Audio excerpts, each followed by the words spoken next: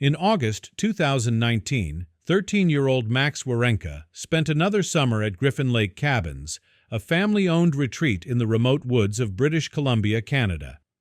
Every summer, his family returned to the cabins on the edge of the lake, a place where the clear water, rugged mountains, and quiet forests offered a welcome escape from everyday life.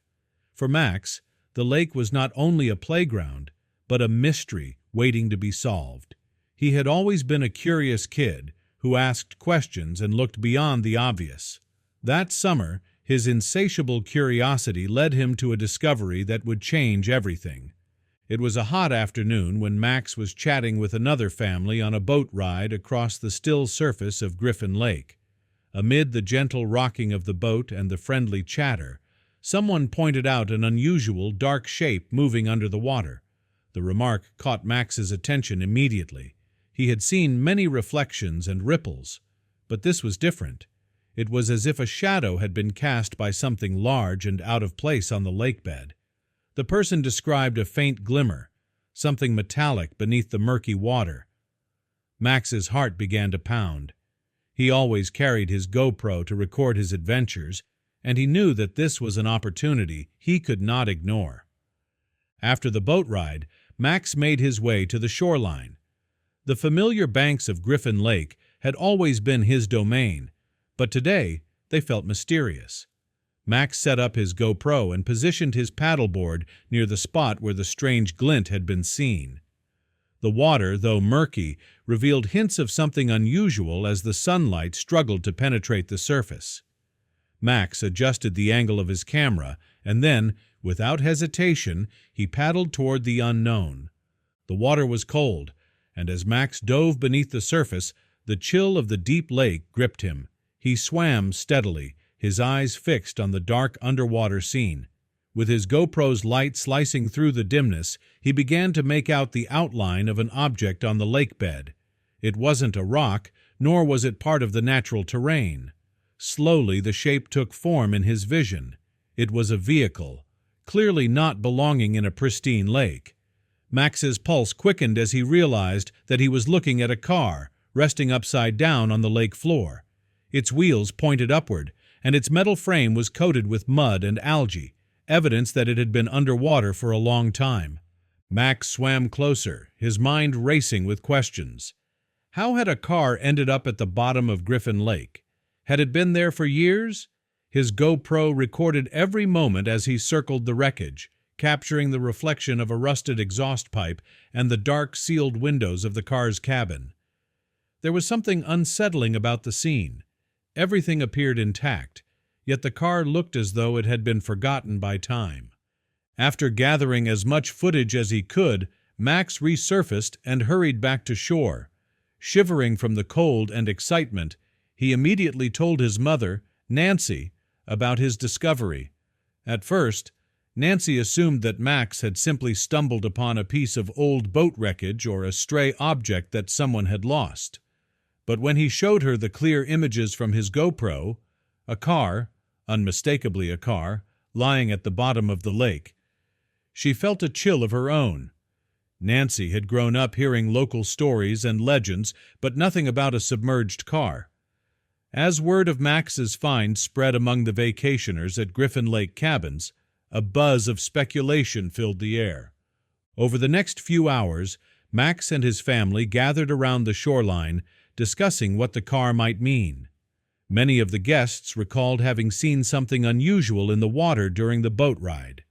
The local resort, usually known for its relaxed pace and friendly chatter, was now alive with questions. How had a car come to rest at the bottom of a remote lake? Had there been an accident? And why had no one mentioned it before? That evening, after everyone had gone to bed, Max's family gathered around the dining table and began searching online for clues. Their initial research revealed a news report from 2009 describing an accident at Griffin Lake, where a car had apparently crashed into the water and 4 people had been rescued.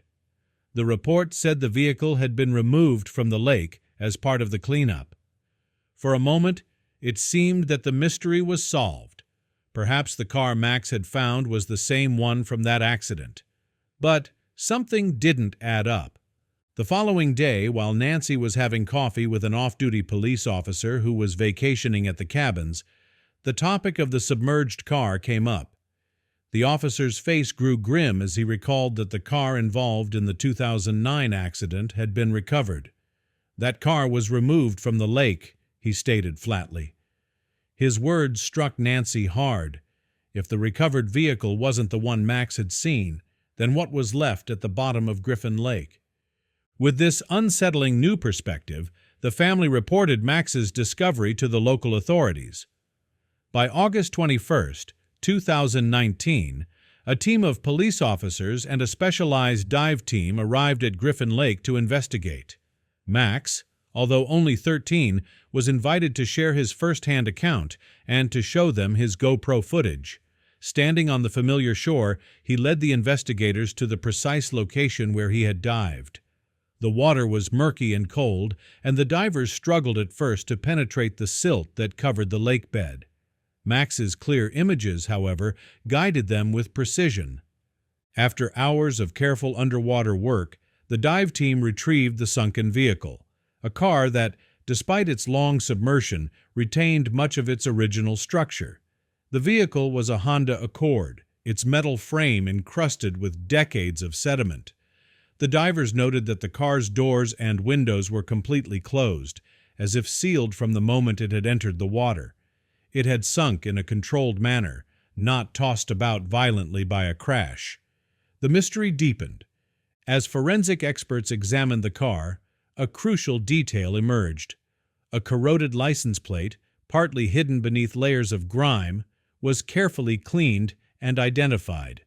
The registration record showed that the car had belonged to a 69-year-old woman named Janet Ferris, who had been reported missing in 1992.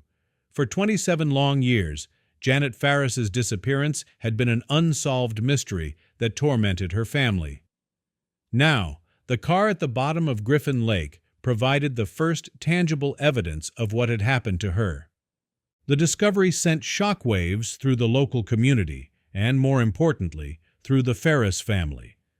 Janet Ferris had vanished without a trace while traveling alone from Vancouver Island to Alberta to attend a wedding. At the time, there had been no cell phones, no GPS tracking, only uncertainty and unanswered questions. Janet's family had spent decades wondering whether she had met with an accident or simply disappeared into the vast wilderness. Now, the resurfacing of her car and the subsequent recovery of her remains promised to finally bring closure to their long-held grief. In the days that followed, the investigation shifted its focus entirely to Janet Ferris's case. A team of experienced divers was sent back to the lake with advanced imaging equipment to conduct a thorough examination of the car. They documented every detail: the intact doors and windows, the position of the vehicle, and the subtle signs of corrosion that dated back nearly 3 decades. Slowly but surely, the evidence painted a picture of what must have happened on that fateful day in 1992.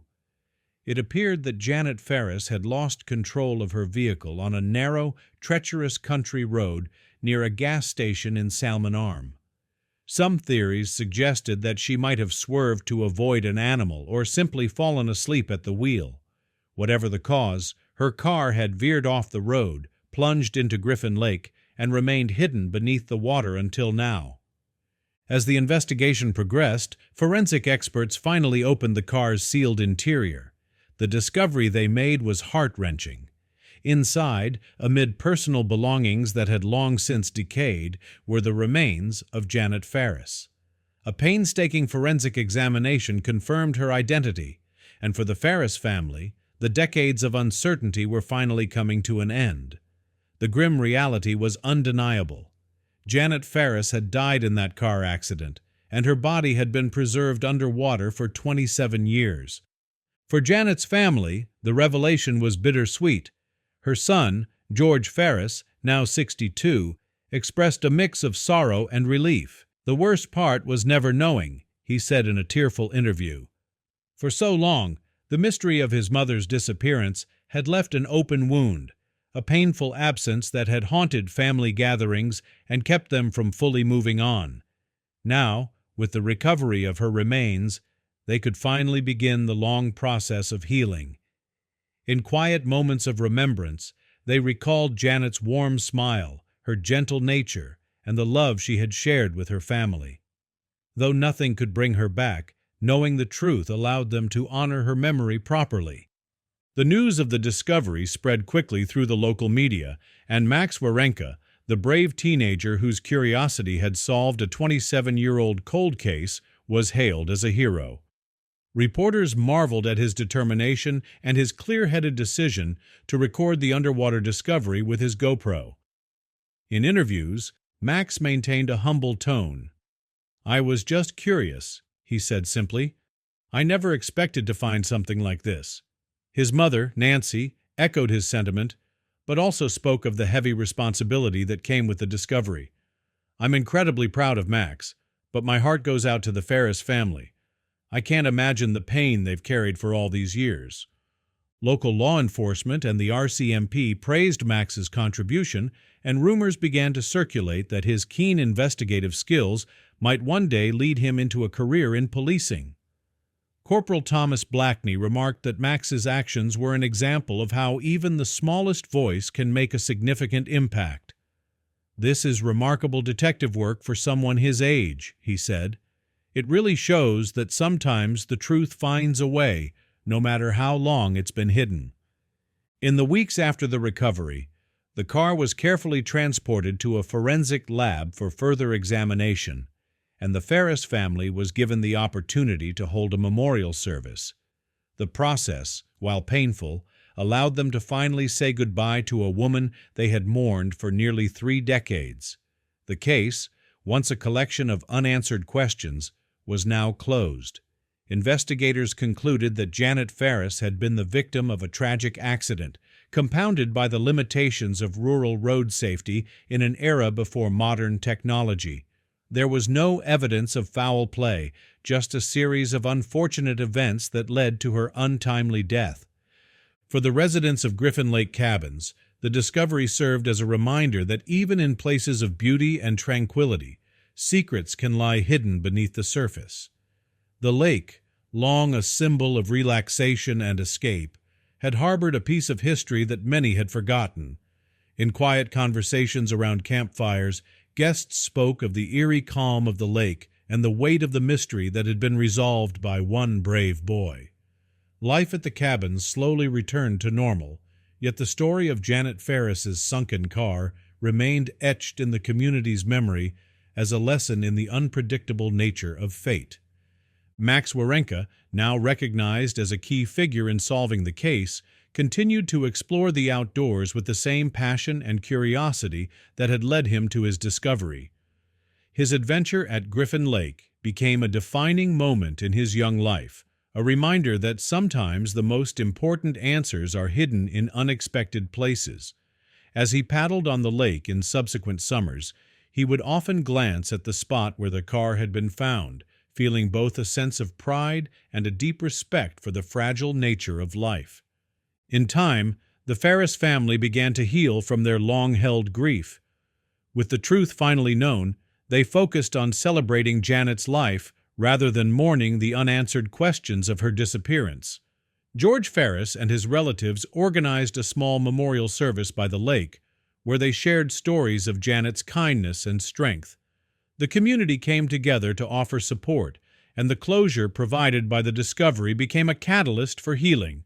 For George, the pain of not knowing was replaced by a bittersweet comfort, knowing that his mother had been found and that her memory would now live on with clarity and truth. The story of the sunken car at Griffin Lake is one that transcends simple mystery. It is a tale of curiosity, perseverance, and the unexpected ways in which the past can resurface to shape our present. Max Warenka's decision to dive into the murky depths with nothing more than his GoPro and a fearless spirit not only solved a cold case, but also restored hope to a family that had suffered for nearly 3 decades. His actions underscored the importance of questioning the world around us and showed that sometimes even the smallest discovery can have a monumental impact. For the residents of Griffin Lake Cabins, the experience became part of local lore, a reminder that the natural world holds secrets that are as deep and mysterious as the water itself. In that remote corner of British Columbia, where the quiet of the wilderness often masks the hidden stories of the past, the discovery of Janet Ferris's car remains a powerful testament to the idea that truth, no matter how long concealed, will eventually emerge. And for Max, whose inquisitive nature and brave heart led him to uncover the truth, the adventure was only the beginning of a lifetime of exploration and discovery.